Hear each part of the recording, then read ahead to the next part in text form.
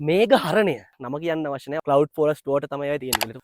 අහලා තියෙද මේඝහරණය කියන වචනේ ගැන? අලුත් වචනයක් නෙමෙයි. ඔයාලා අහලා තියෙයි ක්ලවුඩ් ෆෝරස්ට්. එහෙම නැත්නම් වලාකුළු වනාන්තර. වලාකුළු වනාන්තර කියන්නේ මේ වලාකුළුයි වනාන්තර එකට තියෙන නම් අනිවාර්යයෙන් වනාන්තරේ තියෙන්නේ කොහෙද? කඳු කරේ. කඳු වල තියෙන වනාන්තර තමයි වලාකුළු වනාන්තර කියන්නේ. ලංකාවේ මහ එළිය තැන් ආශ්‍රිතව තියෙන එක වලාකුළු වනාන්තරයක් තමයි අපි ඉන්න තැන කිරිගල් පොත්ත. අපි කඳු මුදුනේ ඉන්නේ මේ වෙද්දි. අපි මේඝහරණය ගැන කතා කරේ. මේඝහරණයද වෙන්නේ ජල වාෂ්ප මුලගත් එක්ක ඉහළට නගිනවා. ඉහළට නගින ජල වාෂ්ප මොකද මේ පත්‍ර ඇතුලෙන් එද්දි ඔයාලා දන්නවා මල් තුහින නැත්තම් තුහින බවට එයාලා පරිවර්තන වෙන්නේ. තුහින ජල බිඳු බවට පත් වෙලා බිමට වැටලා තමයි මේ වලාකුළු වනාන්තර ජලයෙන් පෝෂණය වෙන්නේ. දැකලා ඇති ලංකාවේ ප්‍රසිද්ධ නම කියන්න අවශ්‍ය නැහැ. ඔයාලා දන්නවා ඇති ලංකාවේ ප්‍රසිද්ධ වතුර බෝතල් හදන සමාගමක් තියෙනවා. එයාලා ගහලා තියෙනවා. එයාලා ඒවට වතුර ගන්නේ ක්ලවුඩ් ෆෝරස්ට් වලින් කියලා. ක්ලවුඩ් ෆෝරස්ට් වලට තමයි ඒවා තියෙන්නේ කියලා. එතකොට ඔයාලට පැහැදිලි ඇති. වැස්සෙන් වැටෙනවට වඩා අර මීදුමෙන් උඩට ඇවිල්ලා ඒව ඝනීභවණය වෙලා නැත්තම් ඒවා මේඝහරණයට ලක් වෙලා ඒ වැටෙන වතුර ටිකක් පිරිසිදු කමිනුත් ඉහළයි කියලා අපිට හිතන්න පුළුවන්. හැබැයි අන්වීක්ෂයකට දාලා බලලා නම් නෙවෙයි මම මේක ඔයාලට කියන්නේ. කොහොම වුණත් දැන් මීදුම මේ අතරින් පතරින් යන ගමන් ඉන්නේ. අපේ ලංකා මල්ලිත් මේක කරගෙන ඉන්නවා දැන් කැමරාවත් අල්ලගෙන. ඒ නිසා